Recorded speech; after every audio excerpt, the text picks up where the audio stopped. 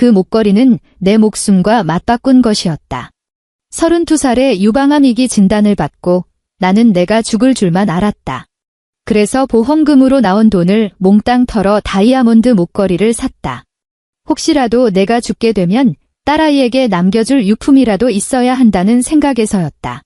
하지만 나는 살아남았고 그 목걸이는 내 부활을 상징하는 부적이 되었다. 그런데 나의 착하디착한 시누이는 웃음을 흘리며 말했다. 언니, 하루만 빌려주면 안 돼요? 저 결혼식 평생 한 번뿐이잖아요. 마음이 약해지는 게 아니었다. 하지만 남편은 말했다. 그깟 부탁 하나 못 들어줘? 당신은 우리 식구를 남으로 생각하는 거야. 결국 나는 목걸이를 내어주고 말았다. 3일 뒤 시누이는 울면서 목걸이를 잃어버렸다고 했다. 나는 괜찮다며 그거 가짜라고 말했다. 순간 귀신이라도 본 것처럼 일그러지던 그녀의 얼굴. 왜냐하면 그녀는 알고 있었기 때문이다. 그 목걸이가 지금 자신의 새 시어머니 목에 걸려 있다는 사실을. 그녀는 내 목숨을 가져다 다른 사람의 환심을 사는데 써버린 것이다. 이야기를 시작하기 전에 좋아요와 구독을 눌러주시면 정말 감사하겠습니다. 자, 이제 편안한 마음으로 제 이야기를 들어주세요. 수도꼭지에서 쏟아지는 차가운 물이 팔레트를 씻어내고 붉고 푸른 물감들이 스테인리스 배수구로 소용돌이치며 빠져나갔다. 윤서현은 마지막 수채화 붓을 플라스틱 통에 꽂아 넣고 손목에 맺힌 물방울을 가볍게 털어냈다. 경기도 안양시에 위치한 이 초등학교의 오후는 유난히도 고요했다. 운동장에는 부모님을 기다리는 몇몇 아이들만이 돌멩이를 발로 차며 놀고 있을 뿐이었다. 서현은 티슈 한 장을 뽑아 손에 물기를 닦으며 무의식적으로 왼쪽 가슴 부근을 손끝으로 건드렸다. 면 셔츠 너머로 그곳에는 10여 센티미터에 달하는 길고 불룩한 수술 흉터가 자리 잡고 있었다. 5년 전 이 흉터는 유방암이기라는 진단서와 함께 그녀의 삶을 두 동강 내버렸다. 항암 치료와 수술, 베개 위로 한 움큼씩 빠져내리던 머리카락, 그리고 오직 살기 위해 짊어져야 했던 4천만 원의 의료비 대출. 그때 그녀는 매일 밤 병상에 누워 속을 뒤집어 엎었고 노란 위액마저 남김없이 토해내곤 했다. 눈을 감으면 병실 천장의 백열등이 금방이라도 꺼져버릴 것만 같은 공포에 시달렸다. 그 후 보험회사에서 보험금이 계좌로 입금되었다. 8,500만 원. 서현은 스마트폰 화면에 찍힌 그 숫자들을 보며 평생 가장 미친 짓을 저질렀다. 그녀는 의료비 대출을 갚지도 않았고 생활비 통장에 돈을 넣지도 않았다. 곧장 서울 청담동의 주얼리 숍으로 향해 유리 쇼윈도 너머로 수없이 바라만 보았던 그 다이아몬드 목걸이를 사버렸다. 2억 원 8,500만 원을 선수금으로 내고 남은 금액은 12개월 무이자 할부로 돌렸다. 석 달 전 그녀는 마침내 마지막 할부금을 모두 치렀다. 그것은 평범한 목걸이가 아니었다. 그것은 죽음의 문턱에서 삶을 향해 기어나온 그녀만의 증표였다. 다이아몬드의 수많은 커팅면마다 죽음의 벼랑 끝에서 아등바등 살아남으려 했던 그녀의 모습이 비치고 있었다. 집으로 돌아오자 현관의 센서 등이 켜졌다. 집 안에서는 생선을 굽는 냄새가 옅게 배어 있었다. 남편 박태주는 식탁 앞에 앉아 고개를 숙인 채 스마트폰을 들여다보고 있었다. 올해 36살인 그는 자동차 부품 회사의 과장으로 일하고 있었다. 매달 받는 340만 원의 월급은 주택담보대출금과 서현의 의료비 대출, 그리고 4살짜리 딸의 유치원비를 떼고 나면 늘 빠듯했다. 인기척을 느낀 태준이 고개를 들며 스마트폰을 식탁 위에 엎어놓았다. 왔어. 응, 서현은 겉옷을 벗어 문 뒤에 옷걸이에 걸고 주방으로 가 손을 씻었다.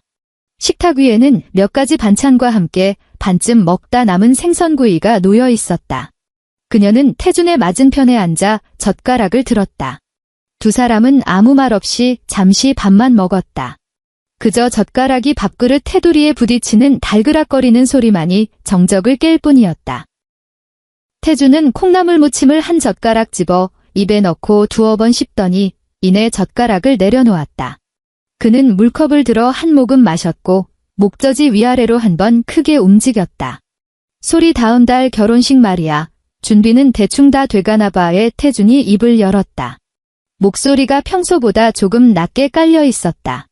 서현은 반찬을 집던 동작을 멈추지 않고 대답했다. 그래. 잘 됐네. 박소리는 태준의 친여 동생이었다. 어릴 때부터 시어머니의 애지중지 속에서 자라온 그녀는 이번에 제법 집안이 번듯한 남자와 결혼한다고 했다. 태준은 손가락으로 물컵 테두리를 만지작거리며 시선을 식탁의 나무 무늬에 고정했다. 남자 쪽 집안이 조건이 꽤 좋아.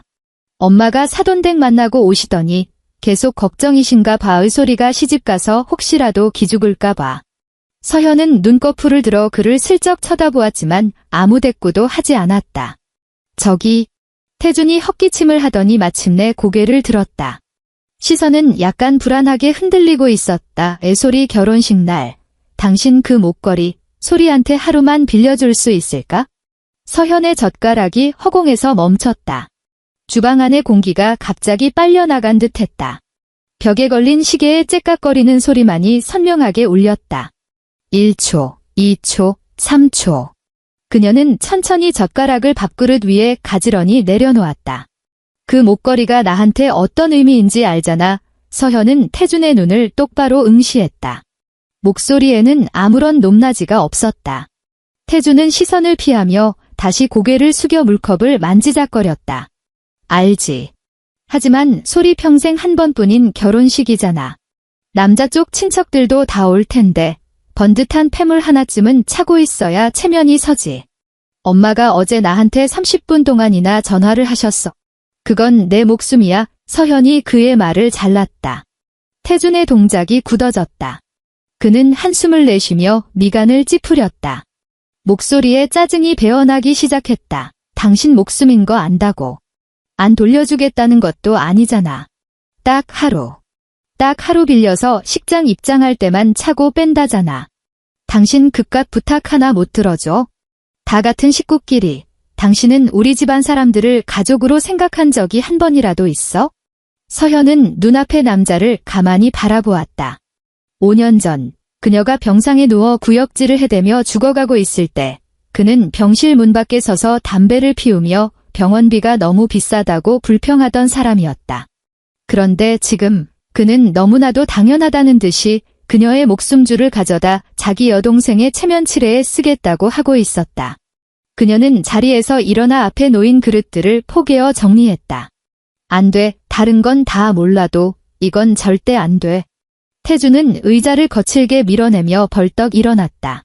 의자 다리가 바닥을 긁으며 날카로운 소리를 냈다. 그는 서현의 뒷모습을 한참 동안 노려보더니 결국 아무 말도 하지 않고 소파에 있던 겉옷을 낚아채듯 집어들고는 문을 쾅 닫으며 나가버렸다. 주말 아침 햇살이 거실을 온전히 비추기도 전에 현관 밖의 도어록이 갑자기 요란하게 울렸다. 띠띠띠띠 철칵. 문이 열리고 시어머니 김 여사가 커다란 장바구니를 든 채 들어왔다. 그녀는 안양까지 지하철을 타고 오면서 전화 한 통 없이 예전에 억지로 알아낸 비밀번호를 누르고 곧장 들이닥친 것이다. 어머님, 오셨어요? 서현이 행주를 든 채 주방에서 걸어 나왔다.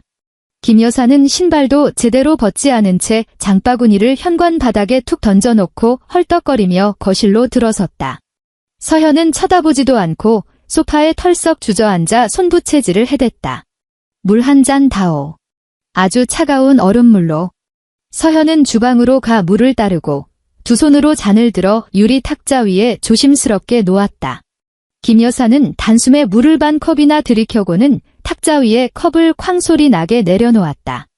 그녀는 고개를 들어 탁하지만 유난히 번뜩이는 눈으로 서현을 똑바로 쏘아보았다. 서현아, 김 여사의 말은 빨랐고 어른 특유의 압박감이 서려 있었다. 태준이가 너한테 얘기했지? 서현은 제자리에 선 채 양손을 몸 옆에 늘어뜨리고 손가락을 가볍게 말아 쥐었다. 네, 하지만 안 된다고 분명히 말씀드렸습니다. 김 여사의 얼굴이 험악하게 굳어졌다. 그녀는 허벅지를 찰싹 때리며 목소리를 8톤이나 높였다. 그게 말이 되는 소리니? 하나뿐인 친신의 아니냐. 소리가 어릴 때부터 뭐 하나 좋은 거 입고 자랐어? 지 애비 일찍 죽고 우리 모녀가 얼마나 뼈 빠지게 고생했는지 내가 모르는 것도 아니고. 이제 겨우 번듯한 집안에 시집 간다는데 명색이 올케라는 년이 목걸이 하나를 안 빌려주겠다고? 어머님, 그건 그냥 목걸이가 아니에요. 서현의 목소리는 여전히 차분했지만 어깨는 팽팽하게 긴장되어 있었다. 그건 제가 보험금으로. 보험금이 뭐 대수라고. 김 여사가 거칠게 말을 자르며 갑자기 눈시울을 붉히더니 자신의 가슴을 퍽퍽 치기 시작했다. 너 지금 멀쩡하게 살아있잖니. 너 아플 때 태준이가 얼마나 고생했어? 낮에는 일하고 밤에는 내 병수발 들고 우리 집안에서 불평 한마디라도 한 적 있어? 소리가 그냥 하루 빌려달라는데 딱 하루. 넌 그 애가 하루 반짝이는 꼴도 보기가 그렇게 싫니? 어쩜 그렇게 심보가 고약해. 서현은 소파 위에서 엉엉 눈물을 짜내는 시어머니의 연기를 말없이 지켜보았다. 만약 태준이 정말로 밤에 그녀를 돌봐준 적이 한 번이라도 있었다면 어쩌면 그녀도 마음이 흔들렸을지 모른다. 하지만 진실은 그 끔찍한 밤들을 채운 건 차가운 의료기계의 삑삑거리는 소리와 옆 침대 환자의 신음소리뿐이었다는 것이다. 그녀가 팔짱을 낀 채 단호하게 거절하려던 참이었다. 엄마. 안방 문이 살짝 열렸다. 4살 은하가 눈을 비비며 작은 담요를 질질 끌고 걸어 나왔다. 아이는 소파에 앉아 눈물을 훔치는 할머니를 겁먹은 눈으로 흘끔 보더니 이내 서현을 올려다보았다. 엄마, 할머니 왜 우셔? 은하가 다가와 서현의 다리를 꼭 끌어안았다. 서현은 고개를 숙여 딸을 바라보았다. 은하의 눈은 그녀를 닮아 맑고 아무것도 모르는 순수함으로 가득했다. 서현은 그 목걸이를 기어코 사겠다고 결심했을 때의 마음을 떠올렸다. 혹시라도 자신이 죽는다면 적어도 딸에게 남겨줄 유품이 있어야 한다고. 엄마가 살기 위해 얼마나 치열하게 버텼는지 알려주고 싶었다고. 김 여사는 가짜 울음을 멈추고 곁눈질로 서현의 표정을 살피고 있었다. 서현은 숨을 깊이 들이마셨다. 왼쪽 가슴에 흉터가 당겨지며 희미한 통증이 느껴졌다. 그녀는 은하의 머리를 쓰다듬었다. 알겠습니다. 서현이 나지막하게 말했다. 딱 하루만이에요. 김 여사는 즉시 손등으로 눈물을 쓱 닦아내고 소파에서 일어나 바지춤을 탁탁 털었다. 그래야 우리 집안의 철든 며느리지. 가서 가져오너라. 당장 가져가야겠다. 안 됩니다. 서현이 고개를 들었다. 눈빛은 얼음장처럼 차가웠다. 결혼식 전날 태준 씨 편에 보내겠습니다. 그날 밤 은하가 잠든 후 서현은 홀로 침실로 들어갔다. 그녀는 옷장 깊숙이 있는 금고 서랍을 열고 비밀번호를 눌러 진한 남색의 벨벳 케이스를 꺼냈다. 상자는 묵직했다. 그녀는 침대 가장자리에 앉아 잠금 장치를 눌렀다. 뚜껑이 열리는 순간 어두운 침실 조명 아래서도 그 목걸이는 눈이 멀듯한 광채를 내뿜었다. 메인 다이아몬드의 커팅면 하나하나는 흠잡을 데 없이 완벽했고 주변을 감싼 작은 다이아몬드들이 밤하늘의 뭇별처럼 그것을 떠받치고 있었다. 서현은 차가운 금속 체인을 지문으로 가만히 쓸어보았다. 그리고 협탁 위에 스마트폰을 들어 카메라를 켜고 목걸이의 클로즈업 사진을 10여 장 찍었다. 뒷면 잠금 장치에 새겨진 각인까지 모든 디테일이 선명하게 보이도록. 그런 다음 상자 맨 아래 칸에서 GIA 보증서를 꺼냈다. 그 증명서에는 다이아몬드의 고유 번호와 그녀의 서명이 선명하게 인쇄되어 있었다. 그녀는 보증서를 고이 접어 침대 협탁 서랍에 따로 자물쇠를 채워 보관했다. 다음 날 아침 태준이 출근하기 전 서현은 야은 더스트백으로 꼼꼼히 싼 벨벳 케이스를 그에게 건넸다. 다음 날 바로 가져와 서현이 태준의 얼굴을 똑바로 쳐다보며 말했다.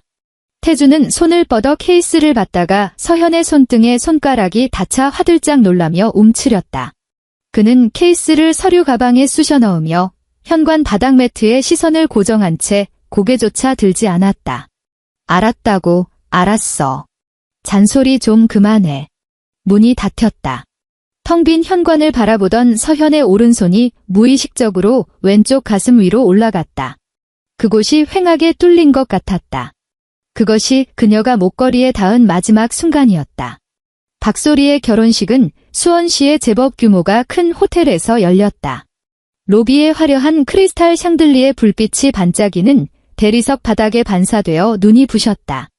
서현은 은하의 손을 잡고 신부 측 하객석 가장 구석 자리에 앉았다.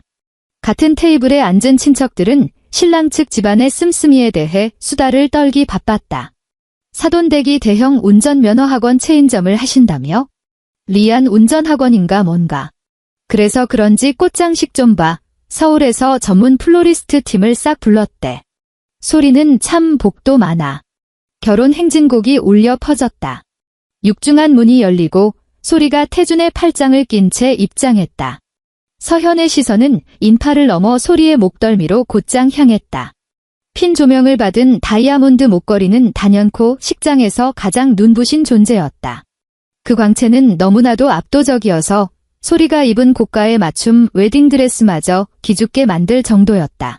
소리의 호흡과 걸음걸이에 맞춰 춤추듯 일렁이는 빛은 서현의 두 눈을 날카롭게 찔러왔다. 앞쪽 주빈석에 앉은 새 시어머니 이 여사는 한치의 흐트러짐 없이 올린 머리에 짙은 보라색 고급 한복을 차려입고 있었다. 그녀는 내내 한박 웃음을 지으며 곁에 앉은 부인네들과 귓속말을 나누었고 그럴 때마다 귀부인들은 부러움이 가득한 눈으로 소리의 목을 바라보았다. 식이 끝난 후 피로연 시간. 이 여사는 소리의 손을 꼭 잡고 하객들 사이를 누비고 다녔다.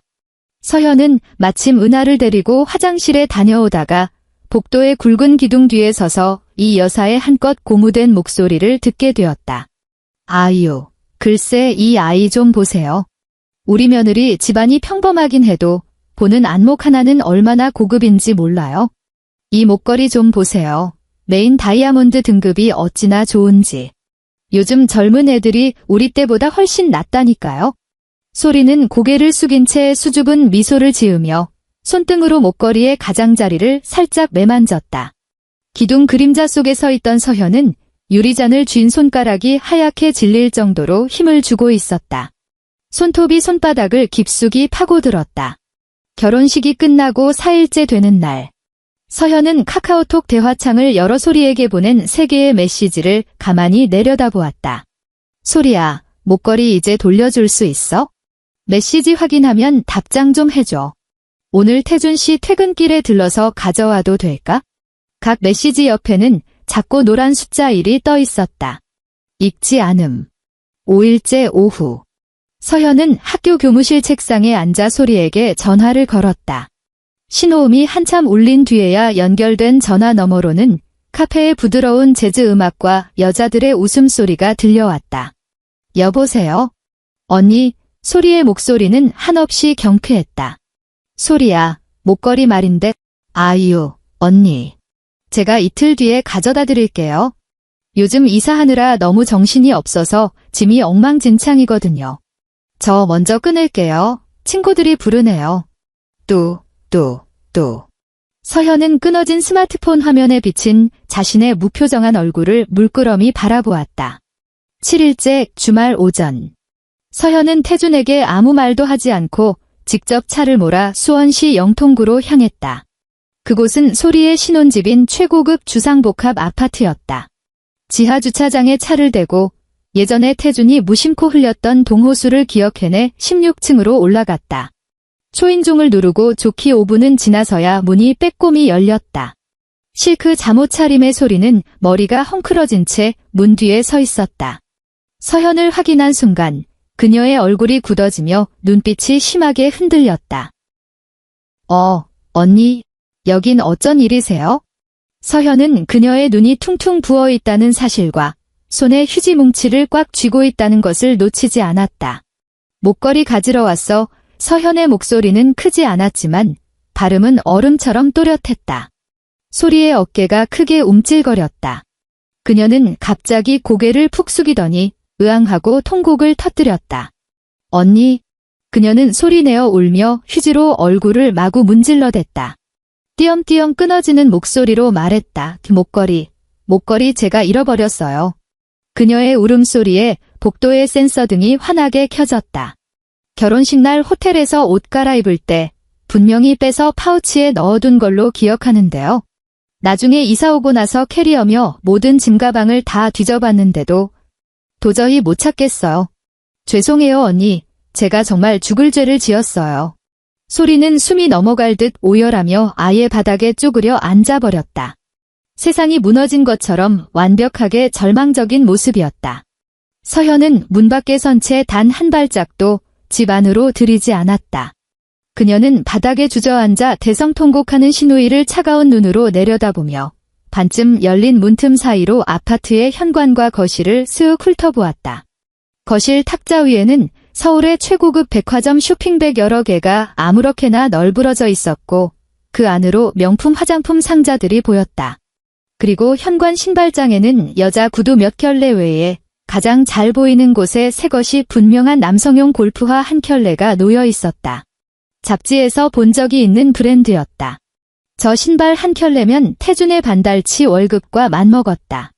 소리의 남편은 평범한 은행원이라 평소엔 골프 근처에도 가지 않는 사람이었다. 서현의 호흡이 느려졌다. 그 순간 무수한 조각들이 깨진 유리 파편처럼 그녀의 머릿속을 관통했다. 호텔 화장실의 어수선함, 읽지 않은 카톡, 카페의 웃음소리, 명품 쇼핑백, 은행원 남편에게 어울리지 않는 골프화. 그리고 지금 눈앞에서 목청이 찢어지라 소리치지만 바닥엔 눈물 한 방울 떨어지지 않는 메마른 통곡까지. 물이 끓어오르기 시작했다. 서현은 천천히 몸을 숙였다. 그녀는 오른손을 뻗어 벌벌 떨고 있는 소리의 어깨 위에 가만히 올렸다. 소리의 울음소리가 1초 멎었고 그녀의 어깨가 반사적으로 움츠러들었다. 소리야, 서현의 목소리는 마치 잠자리 동화책을 읽어주듯 부드럽고 기묘할 정도로 온화했다. 그만 울어. 소리가 눈물 자국 가득한 얼굴을 들었다. 눈동자에는 믿을 수 없다는 기색이 스쳐 지나갔다. 서현은 그녀의 눈을 맞추며 입가를 살짝 끌어올렸다. 그 목걸이, 가짜야. 복도의 센서 등이 툭 하고 꺼졌다. 문틈으로 새어나오는 자연광만이 두 사람의 얼굴을 비추고 있었다. 짝퉁 서현은 소리의 동공이 순식간에 수축하는 것을 지켜보며 평온한 어조로 말을 이었다. 내가 남대문 도매시장에서 30만 원도 안 주고 산 거야. 잃어버렸으면 어쩔 수 없지. 아깝지도 않아. 그만 울어. 눈 다 붓겠다. 공기가 순식간에 얼어붙은 듯 했다.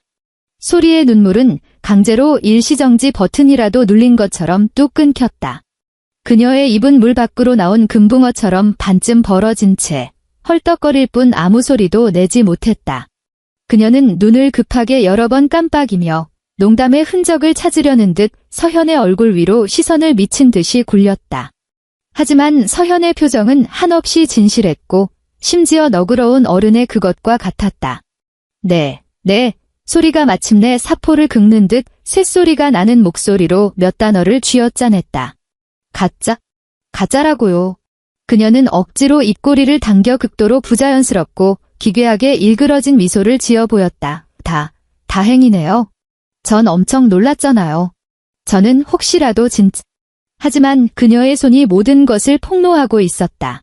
휴지를 꽉 쥐고 있던 그 손이 통제할 수 없을 정도로 덜덜 떨리기 시작했다. 그녀는 급히 손을 등 뒤로 감추고 벽에 바짝 기대섰다. 서현은 그녀의 모든 반응을 조용히 끝까지 지켜보았다. 수면이 일렁이고 있었다. 자신의 예감이 정확하게 맞아떨어졌음을 알 수 있었다. 만약 목걸이를 정말로 잃어버렸다면 소리의 반응은 안도의 한숨이거나 아니면 결혼식 내내 짝퉁을 차고 있었다는 사실에 대한 수치심이어야 했다. 하지만 지금 그녀의 얼굴에 떠오른 표정은 오직 공포뿐이었다. 정교하게 짜인 거짓말이 완전히 탄로났음에도 반박조차 할 수 없는 극도의 공포. 그 목걸이는 한 번도 잃어버린 적이 없었다. 그것은 선물로 바쳐진 것이다. 허영과 계산으로 점철된 그 결혼식을 전후하여 새 시댁의 환심을 사기 위한 뇌물이자 어떤 모종의 거래를 위한 화대로 넘겨졌음이 분명했다. 그럼 나 먼저 갈게. 푹 쉬어. 서현이 몸을 일으켜 코트 자락을 단정히 하고 돌아서서 엘리베이터 쪽으로 걸어갔다. 엘리베이터 문이 닫히는 마지막 순간까지도 그녀는 소리 쪽을 단 한 번도 뒤돌아보지 않았다. 엘리베이터가 아래로 내려가며 느껴지는 무중력 상태의 서현은 속이 뒤집히는 것을 느꼈다. 아파트 밖으로 나오자 차가운 바람이 얼굴을 때렸다. 지하 주차장으로 걸어가 자신의 차 문을 열었다. 그녀는 운전석에 타지 않고 차 문에 기대어 아주 천천히 바닥에 주저앉았다. 주차장은 어두웠다. 그녀는 두 무릎 사이에 얼굴을 깊이 파묻었다. 소리는 없었다. 오직 얇은 어깨만이 격렬하게 들썩이고 있을 뿐이었다. 그녀의 손가락은 자신의 발목을 죽을 힘을 다해 움켜쥐고 있었고 손톱이 살갗을 파고들 지경이었다. 2억 원, 그것은 자신의 목숨을 담보로 한 부적이었다. 항암 치료실에서 점적 링거병을 뚫어지라 쳐다보며 어떻게든 살아야 한다고 다짐했던 그 간절한 희망. 그런데 지금 그것이 다른 이들의 허영을 채우고 권력자에게 아부하기 위한 디딤돌로 쓰인 것이다. 서현은 이성을 되찾기 위해 꼬박 3일을 보냈다. 그 3일 동안 그녀는 평소처럼 학교에 나가 수업을 하고 태준을 위해 밥을 차리고 은하에게 잠자리 동화책을 읽어주었다. 태준을 추궁하지도 않았고 소리에게 다시 연락을 재촉하지도 않았다. 그녀는 겉으로는 고요한 늪처럼 보였지만 그 밑바닥에서는 맹렬한 소용돌이가 모이고 있었다. 4일째 오전. 쉬는 시간. 서현은 다른 교사들을 피해 복도 끝 창가로 걸어갔다. 그녀는 스마트폰을 꺼내 시어머니 김 여사의 번호를 눌렀다. 여보세요. 김 여사의 목소리는 방금 잠에서 깬 듯 나른했다. 어머님, 저예요. 서현은 창밖 운동장의 철봉을 무심코 바라보며 아무런 감정도 묻어나지 않는 목소리로 말했다. 소리가 목걸이 얘기하던가요? 전화기 너머로 비닐봉지를 부스럭거리는 소리가 났다. 아, 그래, 들었다. 그 녀석도 참, 덜렁대기는? 그렇게 비싼 걸 어떻게 잃어버린담. 내가 어제 아주 호되게 야단을 쳤다. 목소리는 아주 안정적이었다. 철저히 준비된 대본을 읽는 듯 했다. 서현의 입가에 차가운 냉소가 번졌다. 그녀는 말하는 속도를 한 박자 늦췄다. 어머님, 실은 그 말씀 드리려고 전화했어요. 더 야단치실 필요 없어요? 그 목걸이, 가짜거든요. 전화기 너머에 부스럭거리던 소리가 일순간 멈췄다. 1초, 2초, 3초, 꼬박 10초 동안. 수화기 너머로는 김 여사의 희미한 숨소리만이 들려왔다. 서현은 고요히 기다렸다. 만약 평범한 시어머니라면 며느리가 딸에게 빌려준 기억자리 다이아몬드가 30만 원짜리 짝퉁이었고 심지어 자기 딸이 그걸 차고 결혼식장을 활보했다는 사실을 알게 되었을 때 보이는 첫 반응은 불같은 분노여야만 했다. 당장 비명을 지르며 우리 집안을 망신시켰다고 온갖 쌍욕을 퍼붓고 사돈댁에서 눈치채지 않았겠냐며 펄펄 뛰었어야 마땅했다. 하지만 김 여사는 침묵했다. 10초가 지난 후 김 여사는 헛기침을 하더니 물기 하나 없는 뻣뻣한 목소리로 말했다. 그러니, 크흠. 그래, 잃어버린 건 할 수 없지? 가짜라니 다행이구나. 아니면 얼마나 아깝겠어. 너무도 차분했다. 기괴할 정도로 소름 끼치는 평온함이었다. 그럼 끊을게요, 어머님. 서현은 스마트폰을 내렸다. 화면이 까맣게 꺼졌다. 두 번째 사실이 확인되었다. 시어머니는 모든 걸 알고 있었을 뿐만 아니라 처음부터 공범이었다. 그 반쯤 가짜였던 눈물 연기, 태준의 강요, 소리의 분실 자작극. 이 모든 것은 서현의 목걸이를 아주 합법적으로 처리하기 위해 꾸며진 완벽한 연극이었다. 주말. 태준은 주말 근무를 하러 회사에 갔다. 서현은 은하에게 예쁜 겉옷을 입히고 작은 물통을 메어주었다. 은하야, 우리 고모 새집에 놀러 갈까? 우와, 좋아. 서현은 차를 몰아 다시 수원의 그 주상복합 아파트로 향했다. 그녀는 치밀하게 타이밍을 계산했다. 이번 주말 소리 부부는 제주도로 뒤늦은 짧은 신혼여행을 떠나서 집에 없었다.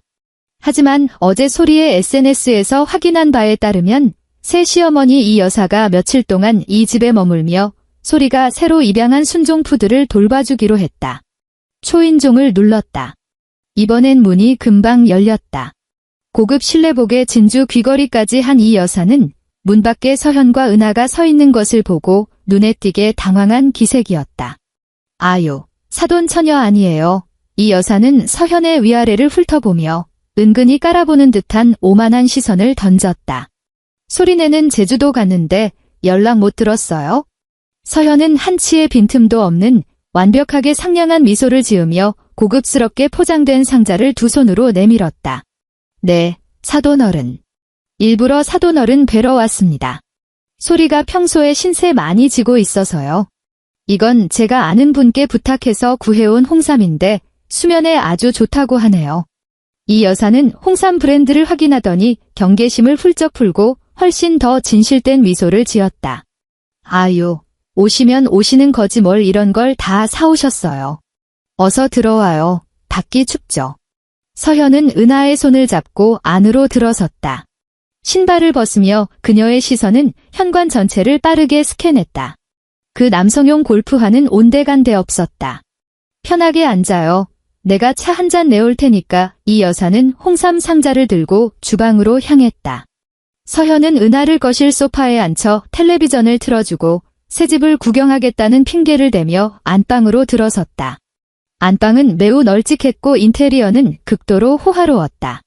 창가 쪽에는 거대한 호두나무 화장대가 자리 잡고 있었다. 서현은 두꺼운 카페트를 밟으며 조금씩 화장대로 다가갔다. 그녀의 시선이 비싼 향수병과 스킨케어 제품들 사이를 훑었다. 그리고 발견했다. 화장대 한가운데 거울 옆 가장 눈에 띄고 빛이 잘 드는 명당 자리에 새까만 벨벳 보석 스탠드가 떡하니 세워져 있었다. 그 목걸이가 바로 거기에 걸려 있었다. 마치 적진을 함락시키고 빼앗아온 전리품처럼 자신의 영롱한 빛을 거만하게 뽐내고 있었다. 메인 다이아몬드의 단면들이 창밖의 햇살을 받아 눈부시게 반짝이며 마치 그녀의 어리석음을 비웃는 듯했다. 서현은 이명 현상을 느꼈다. 손톱이 순식간에 손바닥을 파고들어 반달 모양의 시뻘건 자국을 여러 개 남겼다. 그 선명한 고통 덕분에 간신히 이성을 붙잡을 수 있었다. 집이 꽤 그럴싸하죠. 찻잔을 들고 들어온 이 여사가 서현의 시선을 따라 화장대 쪽을 바라보았다. 그녀는 보석 스탠드 앞으로 다가가 손가락으로 다이아몬드 펜던트를 튕겼다. 찰랑 하는 미세한 금속 마찰음이 울렸다. 이 여사가 고개를 돌리며 만족감을 숨기지 못하고 활짝 웃었다. 아, 이거 구경하고 있었어요. 서현은 얼굴 근육을 팽팽하게 긴장시킨 채 억지로 미소를 끌어올렸다. 정말 눈이 부시네요. 그렇죠. 이 여사가 미소 지으며 찻잔을 들어 한 모금 마셨다. 소리가 나한테 예단으로 선물한 거예요. 그 아이가 참 씀씀이가 기특해요. 내가 평소에 이런 보석 좋아하는 줄 알고 딱 준비했더라고요. 요즘 젊은 애들 중에 시어머니한테 이렇게 효도하는 애가 어디 흔한가요? 서현은 득의양양한 이 여사의 얼굴을 노려보며 목구멍 깊은 곳에서 비릿한 피 냄새가 치밀어 오르는 것을 느꼈다. 그러게요. 서현의 목소리는 한 줄기 바람처럼 가벼웠다. 소리가 정말 지극정성으로 효녀네요. 그날 밤 안양의 집. 태주는 거실에서 텔레비전을 보고 있었고 은하는 이미 잠이 들었다. 서현은 욕실로 들어가 문을 걸어 잠갔다. 샤워기를 틀고 온도를 가장 뜨겁게 올렸다. 펄펄 끓는 듯한 물줄기가 순식간에 쏟아져 내리며 타일 바닥을 강타해 거대한 마찰음을 냈고 좁은 공간은 금세 하얀 수증기로 꽉 찼다. 그녀는 옷을 벗지 않았다. 셔츠와 바지를 입은 채로 그대로 샤워 부스 안으로 걸어 들어갔다. 물줄기가 머리 위로 쏟아져 내렸고 젖은 머리칼을 타고 목을 지나 가슴팍에 천을 적셨다. 물에 흠뻑 젖은 셔츠가 피부에 달라붙자 그 길고 기괴한 수술 흉터가 천 너머로 뚜렷하게 실루엣을 드러냈다. 서현은 미끄러운 타일벽에 기대어 바닥으로 스르륵 주저앉았다. 그녀는 입을 벌리고 헐떡이며 거친 숨을 내몰아 쉬었다. 입안으로 쏟아지는 물이 샤워기 물인지 눈물인지 구별할 수 없었다. 그녀는 양손으로 얼굴을 꽉 감싸쥐고 쏟아지는 물소리에 묻혀 짐승처럼 낮고 처절한 쉰소리를 토해냈다. 분노, 절망, 자기 혐오. 5년 전 그 혹독하게 추웠던 겨울, 주치의가 병리 보고서를 들고 선고했다. 무조건 절제해야 합니다. 마취에서 깨어났을 때 가슴이 산채로 찢겨나가는 듯했던 그 끔찍한 고통. 첫 번째 항암 치료 후 한 움큼씩 빠진 머리카락이 욕실 배수구를 꽉 막았을 때 바닥에 쪼그려 앉아 머리카락을 주워 담으며 겪었던 미쳐버릴 것 같던 시간들. 은하가 병상에 엎드려 고사리 같은 손으로 그녀의 얼굴을 쓰다듬으며 엄마, 죽으면 안 돼 라고 속삭이던 순간. 그것은 단순한 목걸이가 아니었다. 죽음의 신의 멱살을 쥐고 억지로 빼앗아온 그녀 자신의 목숨 그 자체였다. 그녀가 단 하루라도 포기하지 않고 살아가게 만든 유일한 나침반이었다. 그런데 지금 그녀의 생명줄이 박씨 집안의 손에 넘어가 고작 비싼 골프화 한 켤레로 둔갑하고 남의 집 화장대 위 허영심을 채워주며 사돈어른 입에서 흘러나오는 효도라는 껍데기로 전락해버렸다. 마치 길거리에서 산싸구려 목도리를 남에게 휙 던져주듯 그렇게 가볍게 던져진 것이다. 물이 서서히 차가워지기 시작했다. 서현은 얼굴을 감싸고 있던 손을 내렸다. 욕실 거울에 서린 수증기가 물방울이 되어 흘러내리며 그녀의 창백하고 흠뻑 젖은 얼굴과 붉게 충혈된 두 눈을 비추고 있었다. 물이 마침내 끓어올랐다. 그녀는 오른손을 뻗어 젖은 셔츠 너머로 왼쪽 가슴의 흉터를 꽉 쥐었다. 한때 이 흉터는 그녀를 수치스럽게 만들었고 자신이 결코 온전한 여자가 아니라는 열등감을 심어주었다.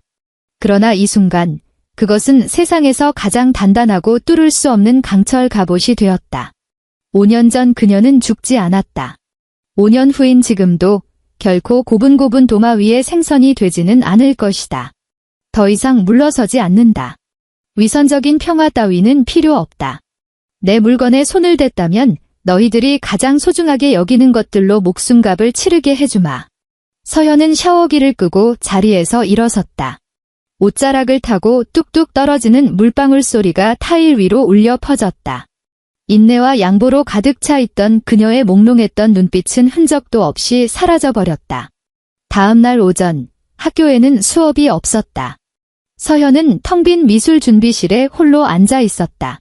창문의 블라인드 틈새로 새어 들어온 햇살이 바닥에 길쭉한 그림자들을 만들어냈다. 그녀는 변호사를 찾아가지 않았다.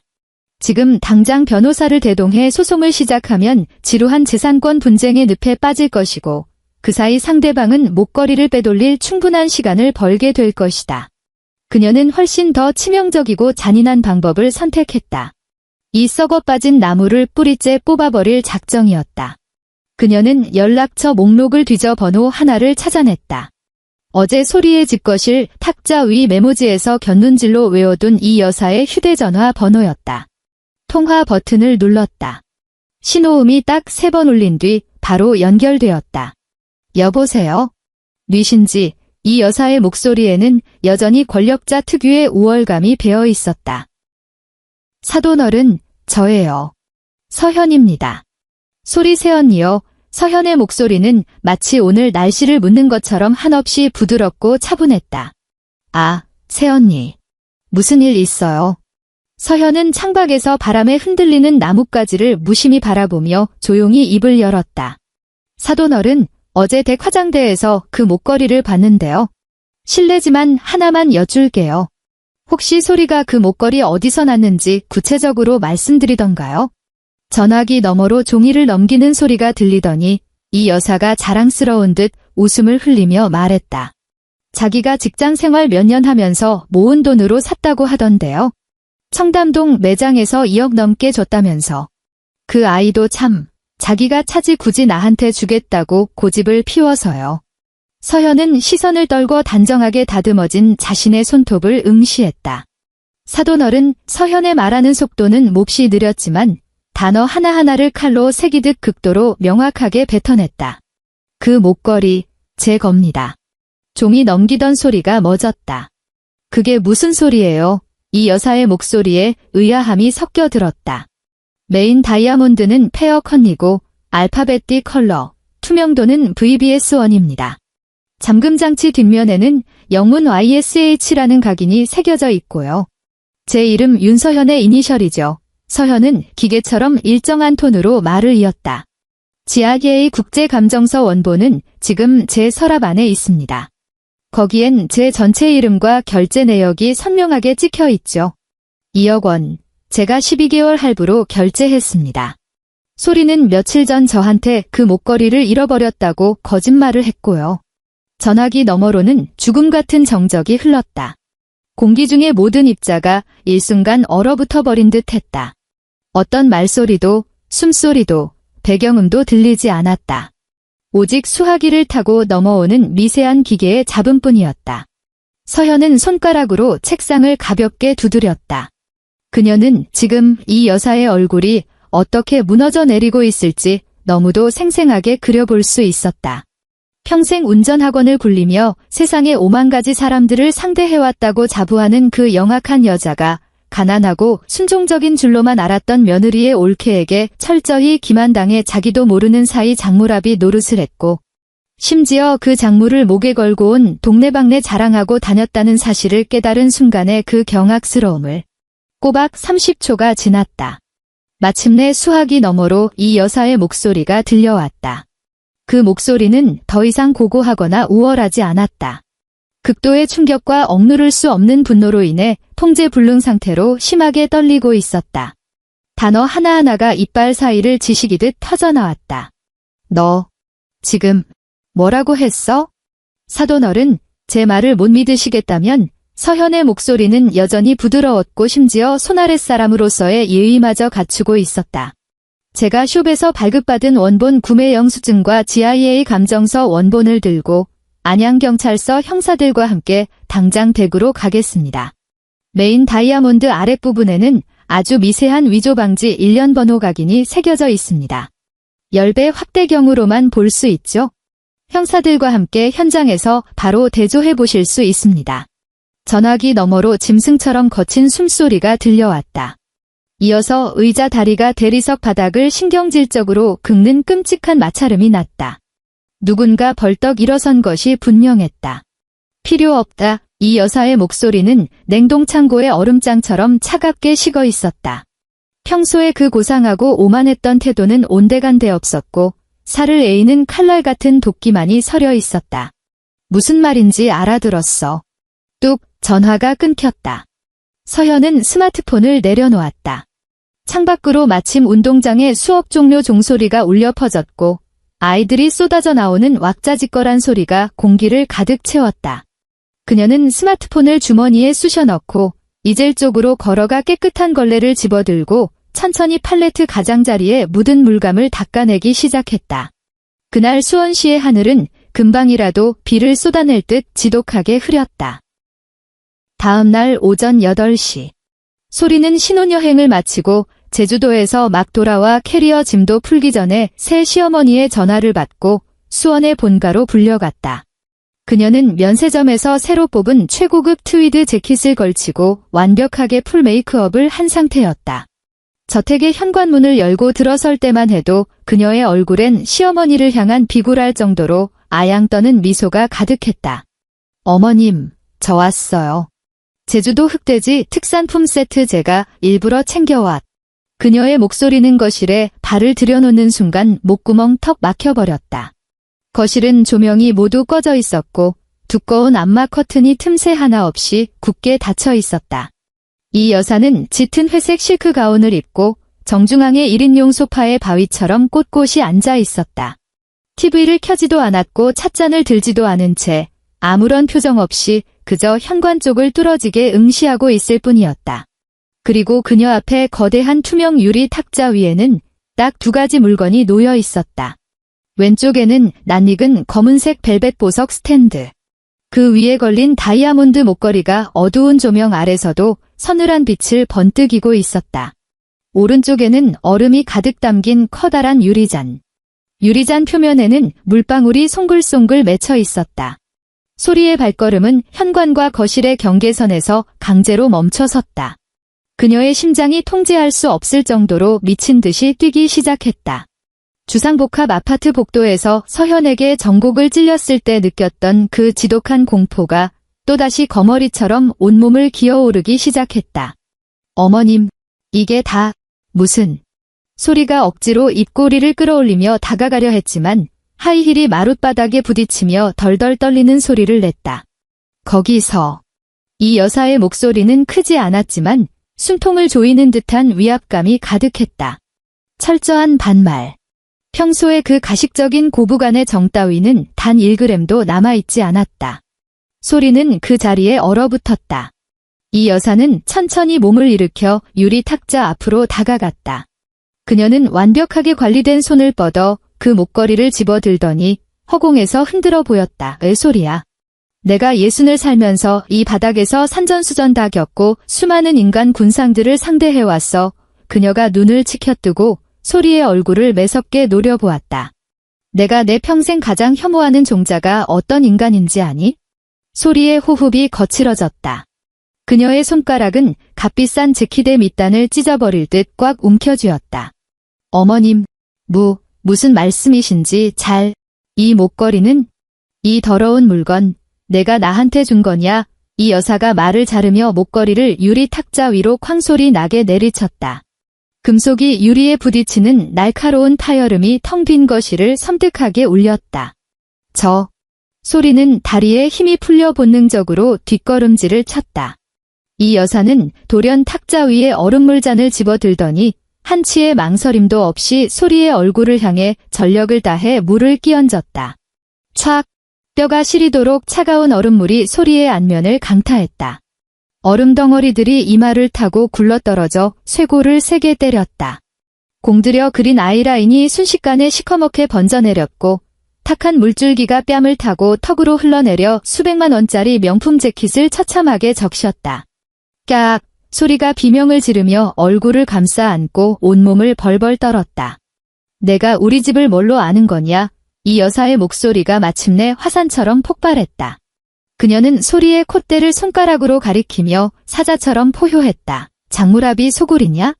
내 오빠의 그 가난에 빠진 마누라 목걸이를 훔쳐다가 2억짜리 예단이라고 나한테 바쳐? 넌 사기꾼이다. 도둑년이야. 너 내가 아주 만만하고 우스운 등신으로 보였지? 소리의 무릎이 완전히 꺾이며 철푸덕 소리와 함께 차가운 마룻바닥에 주저앉았다. 아니에요. 어머님. 제발 제 말씀 좀 들어보세요. 소리는 얼굴에 시커먼 구정물을 닦을 새도 없이 이 여사를 향해 짐승처럼 기어갔다. 그녀는 양손으로 이 여사의 실크 가운 밑단을 사력을 다해 붙잡고 오열했다. 그건 언니가 자발적으로 빌려준 거예요. 훔친 거 아니에요. 정말로 빌려준 거라고요. 저는 그저 어머님 기쁘게 해드리고 싶어서 내세울 만한 폐물이 없어서. 이 여사가 발길질을 해 소리를 걷어찼다. 실크 가운이 소리에 젖은 소낙 위에서 미끄러져 나갔다. 자발적, 이 여사가 싸늘한 코웃음을 치며 옆에 서랍장으로 걸어가더니 뭉텅이의 서류들을 꺼내어 소리의 무릎 앞에 사정없이 흩뿌렸다. 그것은 남자 측 집안에서 방금 발급받아온 소린의 가족관계 증명서와 밤을 새워 흥신소를 돌려 캐낸 뒷조사 보고서였다. 종이들이 눈송이처럼 바닥을 뒤덮었다.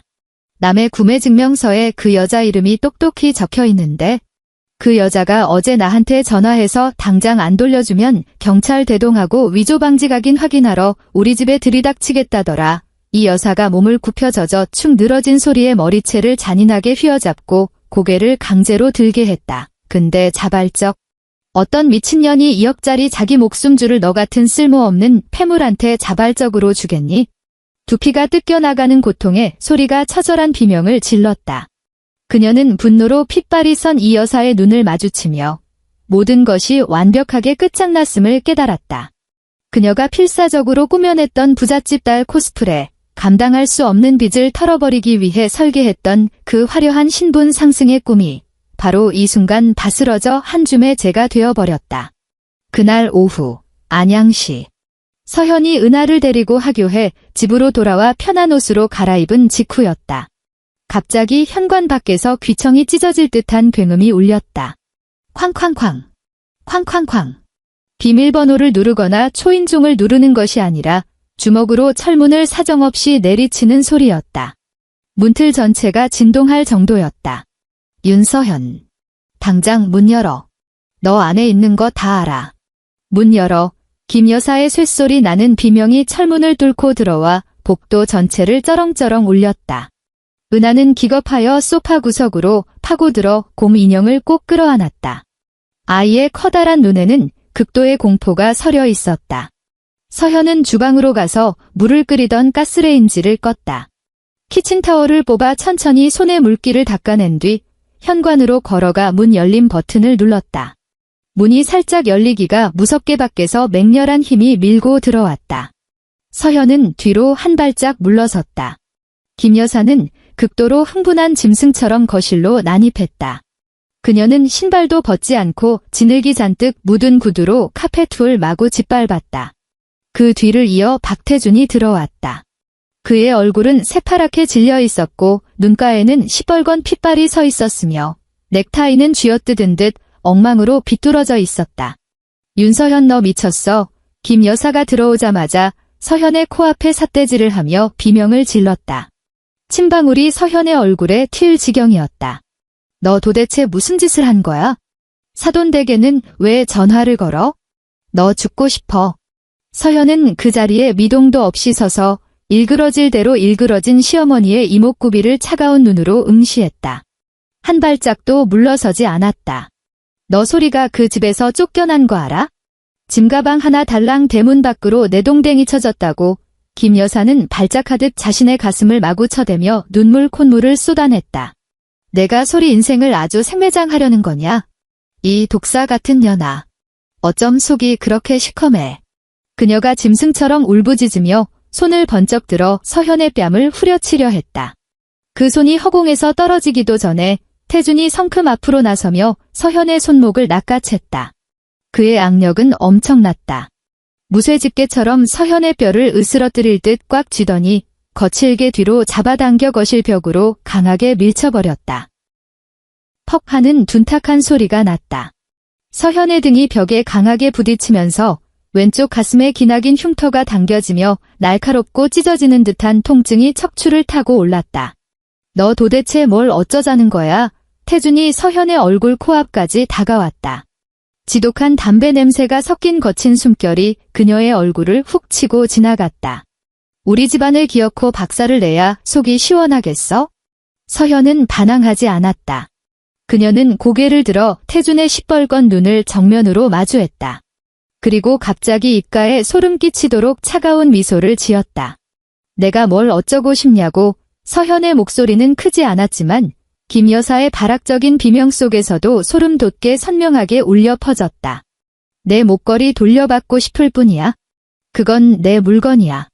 내 여동생이 그걸 훔쳐서 남한테 줘버렸어. 그래 놓고 이제 와서 나한테 뭘 어쩌고 싶냐고 물어? 무슨 미친 헛소리야. 김 여사가 옆에서 악을 썼다. 내가 빌려준 거잖아. 서현은 김 여사 쪽은 쳐다보지도 않은 채 오직 태준만을 뚫어지게 응시했다. 내가 말했지. 그건 내 목숨이라고. 너희들이 내 목숨을 훔쳐다가 남 비위나 맞추는 데 썼다면 그 대가를 치를 각오도 했어야지. 태준의 턱관절이 부서질 듯 경련했다. 그는 눈앞에 있는 이 낯선 여자를 바라보았다. 평소에는 묵묵히 참아내고 아파도 크게 앓는 소리조차 내지 못하던 그 유순한 아내가 지금은 마치 바퀴벌레를 내려다보는 듯한 눈빛으로 자신을 쏘아보고 있었다. 가장의 알량한 자존심과 집안이 박살난 것에 대한 극도의 분노가 마침내 이성을 완전히 마비시켜버렸다. 태준은 오른손을 불끈 쥐었다.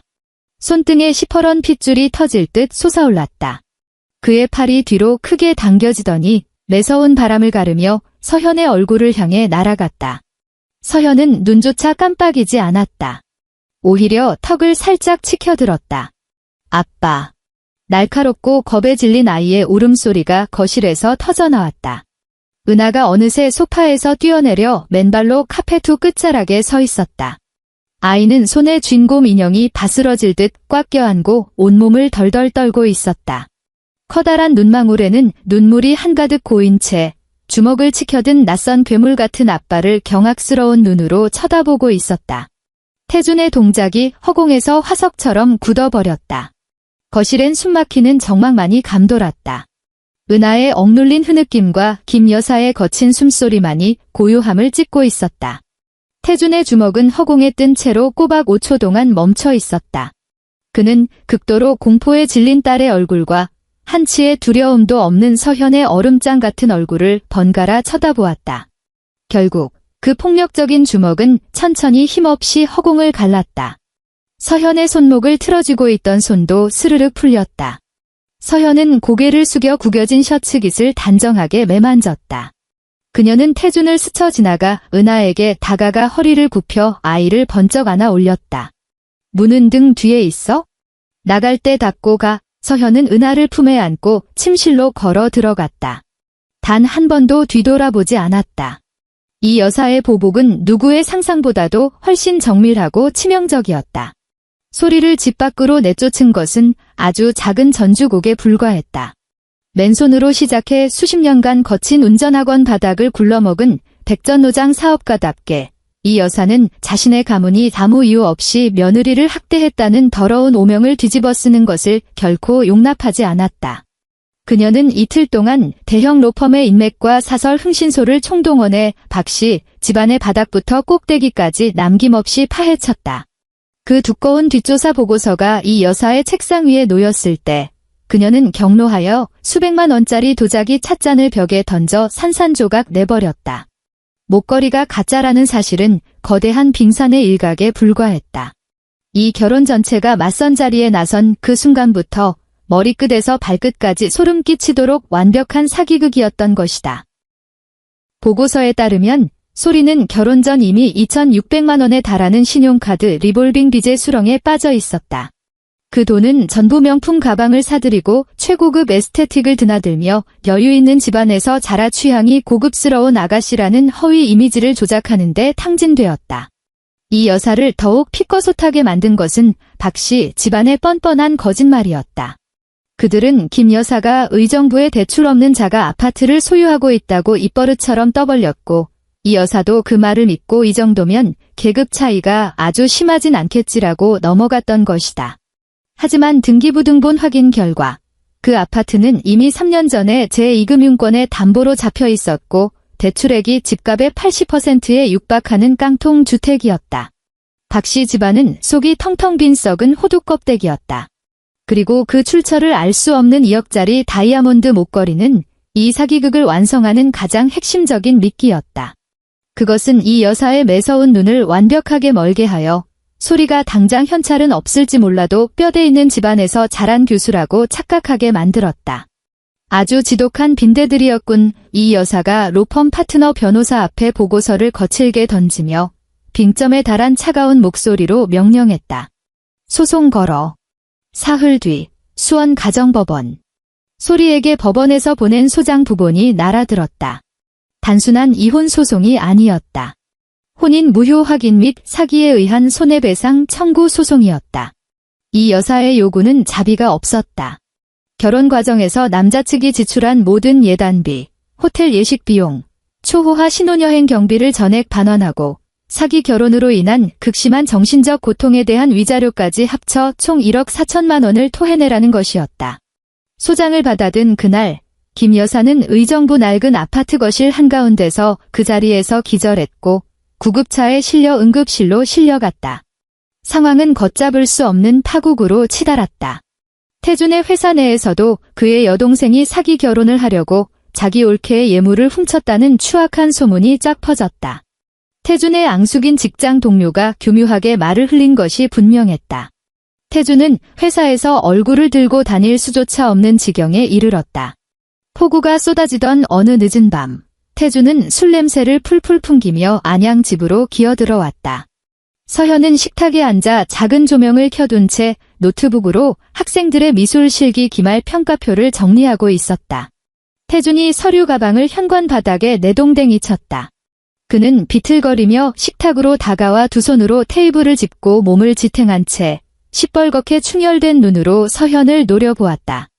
이제 속이 시원해. 알코올과 극도의 피로에 찌들어 쇳소리가 나는 목소리였다. 우리 엄마는 응급실에 실려갔어. 소리는 1억 4천만 원짜리 소송 뒤집어쓰고 인생 완전히 박살났고 난 회사에서 인턴 새끼들조차 날 쓰레기 보듯 쳐다봐. 이제 만족해? 서현은 키보드 위에서 춤추던 손가락을 멈췄다. 평가표 창을 닫고 고개를 들어 그를 응시했다. 그건 당신들이 스스로 선택한 결말이야. 서현의 어조는 마치 물리학의 법칙을 설명하듯 지극히 평온했다. 내 물건을 도둑질하지만 않았어도 이 모든 일은 일어나지 않았어. 피해자 코스프레 집어치워 태준이 짐승처럼 으르렁거리며 식탁을 내리쳤다. 탁자 위에 물컵이 덜컹거렸고 물이 사방으로 튀었다. 그깟 목걸이 하나 빌려준 게 뭐 대수라고. 우리 집이 너한테 뭘 그렇게 잘못했는데. 너 암 걸려 누워있을 때 내가 뼈 빠지게 돈 벌어다 바치지 않았으면 내가 지금까지 살아서 숨이나 쉴 수 있었을 줄 알아? 서현은 이 남자를 가만히 바라보았다. 이 순간까지도 그는 자기가 이 가정을 먹여 살리고 있으며 자신이 베푼 자비 덕분에 그녀가 목숨을 부지하고 있다고 굳게 믿고 있었다. 그래, 내년 눈에는 내가 우리 가족을 시궁창에 처박은 걸로 보이겠지에 태준이 몸을 똑바로 세우고 넥타이를 거칠게 뜯어내어 바닥에 팽개쳤다. 막가파식의 도끼가 눈에서 번뜩였다. 그럼 이혼해. 넌 당장 이 집에서 꺼져. 이 집 내가 결혼 전에 내 돈으로 산 거야. 넌 단돈 10원도 못 가져가. 은하는 우리 엄마가 키울 테니까 넌 몸만 당장 굴러나가. 방 안은 10초 동안 무거운 정적에 휩싸였다. 밖에서 유리창을 때리는 빗소리만이 둔탁하게 울렸다. 서현은 울지 않았고 분노하지도 않았다. 태준이 은근히 기대했던 것처럼 무릎을 꿇고 은하만은 뺏어가지 말아달라고 매달리지도 않았다. 그녀는 그저 고요히 그를 쳐다보다가 아주 천천히 입꼬리를 올렸다. 그 미소에는 어떠한 온기도 없었으며 오직 이 세상의 모든 진실을 꿰뚫어 본 자의 처연함과 지독한 조롱만이 묻어 있었다. 몸만 굴러나가라. 서현이 그 단어를 입술 위로 굴리며 마우스 패드를 가볍게 터치했다. 그녀는 바탕화면에 있는 암호화된 파일 하나를 열고 노트북을 돌려 화면을 태준 쪽으로 밀어주었다. 자리에 앉아서 이 서류나 똑똑히 읽어보는 게 좋을 거야. 어제 내 변호사가 보내온 혼인기간 중 부부 공동재산기여도 평가 보고서니까. 태준이 미간을 잔뜩 찌푸린 채 화면으로 시선을 내렸다. 빽빽한 표지 위에는 수많은 숫자들과 은행 송금 내역 캡처본이 가득했다. 이 아파트. 당신이 결혼 전에 6천만 원 모아서 계약금 치른 건 맞아. 하지만 서현의 가느다란 손가락이 화면의 첫 번째 줄을 가리켰다. 결혼 후 매달 나가는 주택담보대출 원리금 90만 원. 전부 내 급여 통장에서 자동 이체됐어. 여기 지난 5년간의 이체 증명서야. 태준의 술기운이 반쯤 달아났지만 그는 여전히 이를 갈았다. 그래서 뭐. 너도 이 집에 같이 살았잖아. 밑으로 내려 서현이 마우스 스크롤을 내렸다. 2019년 소리가 밴쿠버로 어학연수 가겠다고 난리쳤을 때 어머님 돈 없으셨지. 내가 내 적금 깨서 3천만 원 보증금으로 붙여줬어. 여기 송금증서 떡하니 있네. 예금주 박소리. 2020년 어머님 의정부 그 다 쓰러져가는 아파트 사실 때 잔금 8천만 원 모자라서 당신이 나보고 처가에 손 벌려달라고 무릎 꿇고 빌었잖아. 친정엔 말 못하고 내가 결혼 전부터 붓고 있던 펀드랑 예금 싹 다 해지해서 메워드렸어. 이체 내역. 예금주 김정숙. 서현의 손가락이 멈추지 않고 계속 스크롤을 내렸다. 화면에 뜨는 글자 하나하나가 허공을 갈라 태준의 뺨을 올려붙이는 채찍 같았다. 그리고 아까 내가 뭐랬지? 내가 아파서 누워있을 때 내가 뼈 빠지게 일해서 나 먹여 살렸다고. 서현의 목소리는 한치의 흔들림도 없었지만 그 시선만은 태준의 심장을 얼려버릴 듯 서늘했다. 그녀가 마지막 사진 파일을 클릭했다. 그것은 4천만 원짜리 의료비 대출 완납 증명서였다. 내 항암 치료비, 수술비, 비급여 표적 항암제 비용. 건강보험 처리된 것 빼고 남은 4천만 원. 전부 내가 내 이름으로 은행 가서 의료비 대출 받았어. 매달 150만 원씩 꼬박 3년 동안 내 월급으로 내가 갚았어. 그 3년 동안 당신 월급은 어디로 갔을까? 당신 결혼 전에 뽑은 그 혼다 어코드 자동차 할부금 갚는데 다 들어갔지? 서현이 노트북을 덮었다. 부드러운 동작이었지만 경쾌하고 날카로운 파열음이 울렸다. 합계, 결혼 이후 내가 일방적으로 이 가정에 퍼부은 자금, 내가 떠안은 빚까지 몽땅 합쳐서 총 4억 7천만 원이야.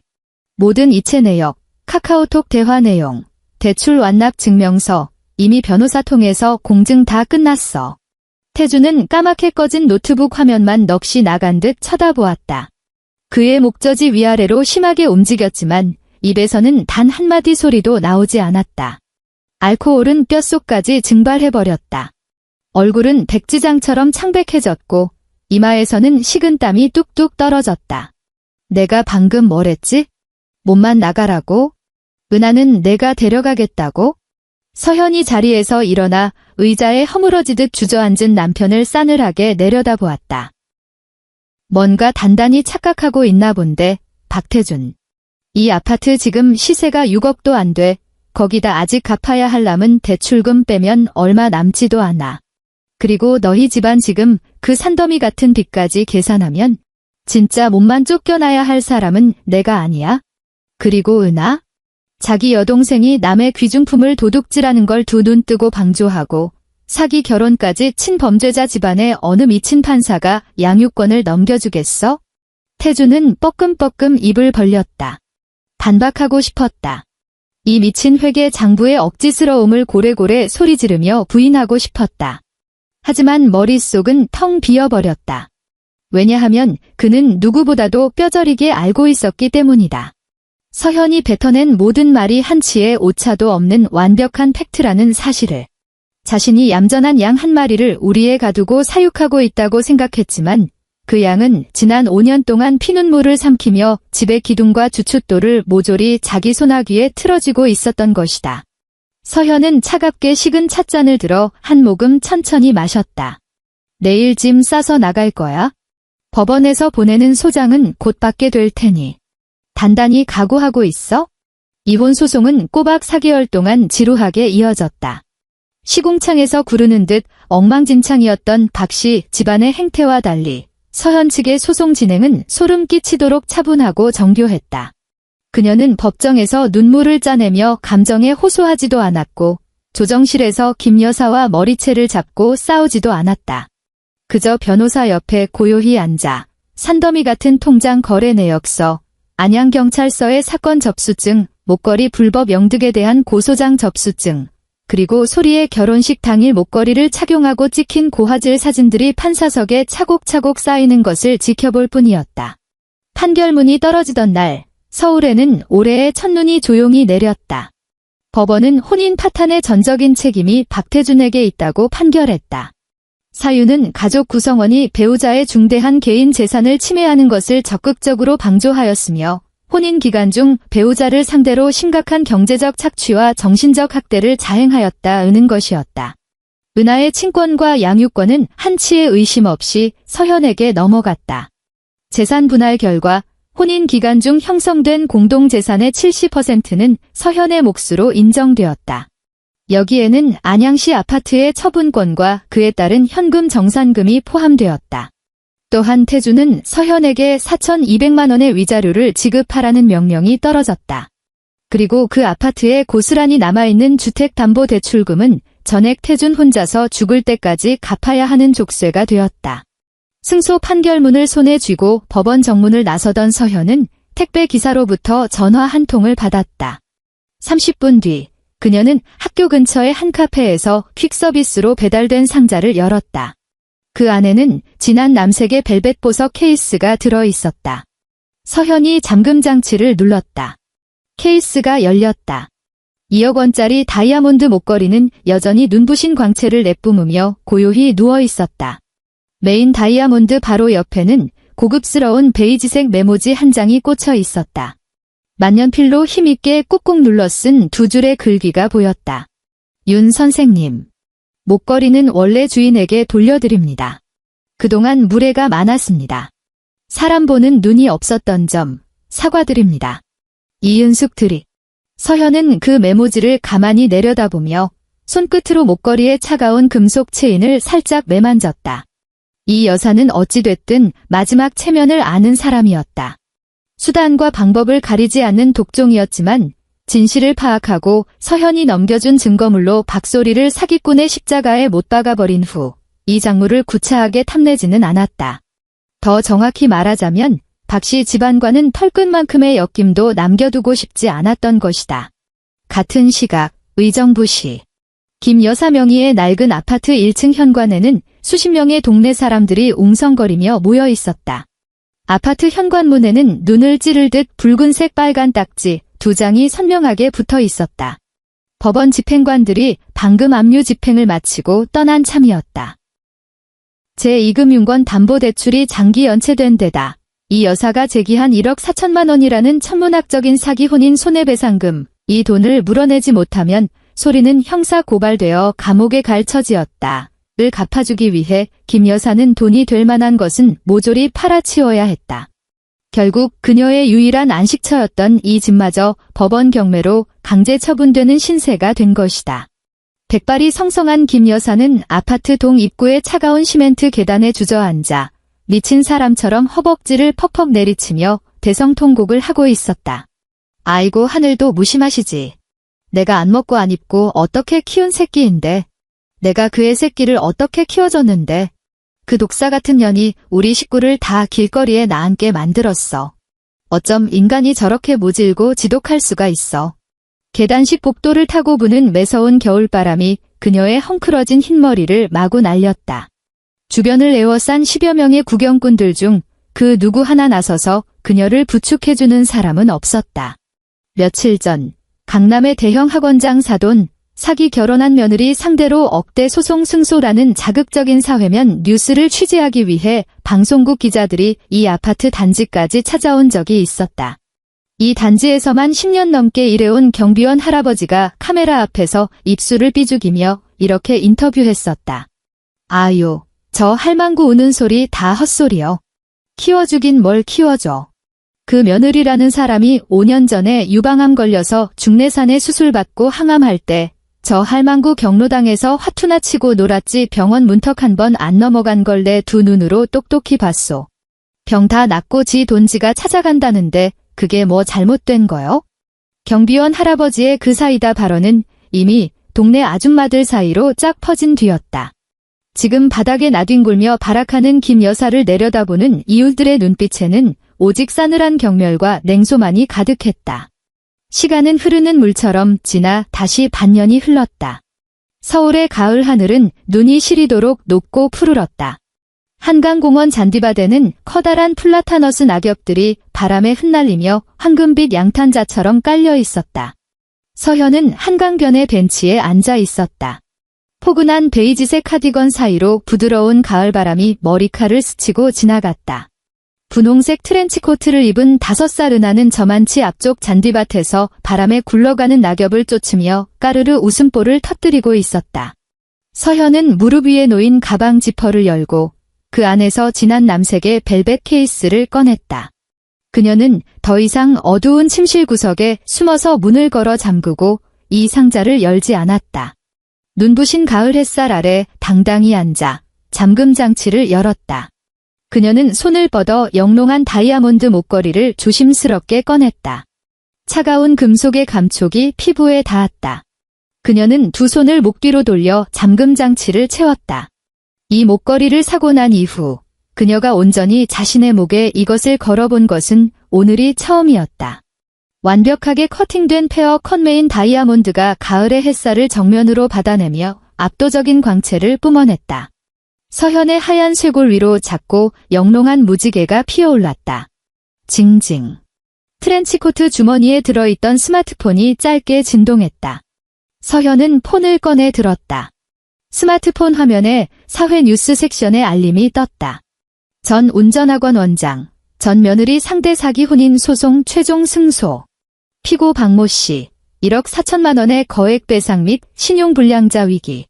서현은 굵은 고딕체로 박힌 그 뉴스 제목을 가만히 내려다보았다. 표정은 호수처럼 고요했다. 복수에 성공했다는 광기 어린 희열도 덧없는 회한이나 탄식도 없었다. 그녀는 엄지손가락으로 화면을 가볍게 오른쪽으로 밀어 알림창을 꺼버렸다. 그러고는 폰을 뒤집어 벤치 나무 판자 위에 올려두었다. 엄마. 은하가 두 손에 가장 새빨갛게 물든 단풍잎 2장을 소중히 쥐고 헐떡이며 벤치로 달려왔다. 아이가 서현의 품으로 폭 파고들며 엄마에게 보물을 바치듯 단풍잎을 내밀려던 순간 서현의 목에서 반짝이는 강렬한 빛이 아이의 시선을 사로잡았다. 작은 여자아이는 동작을 멈추고 고개를 번쩍 들었다. 아이의 커다란 두 눈이 반짝거리는 돌멩이에 완전히 매료되었다. 우와. 은하는 참지 못하고 작은 손을 뻗었지만 함부로 만지지는 못하고 허공에 손가락을 맴돌며 가리켰다. 엄마, 이거 진짜 예쁘다. 꼭 별님 같아. 서현은 고개를 숙여 딸의 티 없이 맑은 눈망울을 들여다보았다. 그녀는 손을 뻗어 은하의 이마에 흘러내린 잔머리를 귀 뒤로 넘겨주고 몸을 숙여 아이의 따뜻한 이마에 부드럽게 입을 맞췄다. 응, 정말 예쁘지? 서현은 쇄골 위의 목걸이를 가만히 어루만지며 한없이 다정하고 굳건한 목소리로 말했다. 가을바람이 한강 수면을 스치고 지나가며 잘게 부서지는 물비늘을 만들어냈다. 서현은 멀리 흘러가는 강물을 고요히 응시했다. 이건 외할머니가 엄마를 지켜주던 반짝이는 돌멩이야. 앞으로는 이 돌멩이가 우리 은하도 지켜줄 거야. 엔드.